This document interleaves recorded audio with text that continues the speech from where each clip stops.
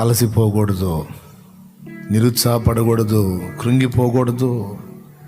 వస్తాయి కొన్ని ఎదురు దెబ్బలు వస్తాయి, గాయాలు అవుతాయి, దేవుని సేవలో గాయాలు అవుతాయి.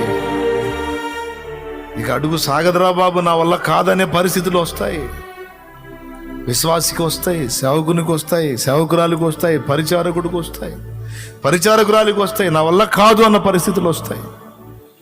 కానీ అలసిపోకూడదు, కృంగిపోకూడదు, ఆగిపోకూడదు, శత్రువుకి లొంగిపోకూడదు. ఏమైనా కానీ నా ఊపిరిన్నంత వరకు పడతా లెగుస్తానైనా సరే నా ప్రభువులోనే, నా ప్రభు పనిలోనే, నా తండ్రి చిత్తము నెరవేర్చడంలోనే నా జీవితాన్ని తుదముట్టిస్తాను. రేపు నేను కన్ను మూస్తే నా యజమానుడు కూడా నన్ను ముద్దు పెట్టుకోవాలి. శభాష్ రా. నా యజమానుడు కూడా నన్ను ముద్దాడాలి. శభాష్ తల్లి, నా కుమారి, నా కుమారుడు అనాలే, నన్ను ముద్దు పెట్టుకోవాలి. నా యేసయ్య, నా కోసం కష్టపడ్డావురా, నా చిత్తము నెరవేర్చడం కోసం నీ జీవితం అంతా పణంగా పెట్టేశావు. సమస్తమును కోల్పోవడానికి ఇష్టపడ్డా. నాకంటే ఎక్కువగా దేన్ని లక్ష్య పెట్టలేదు.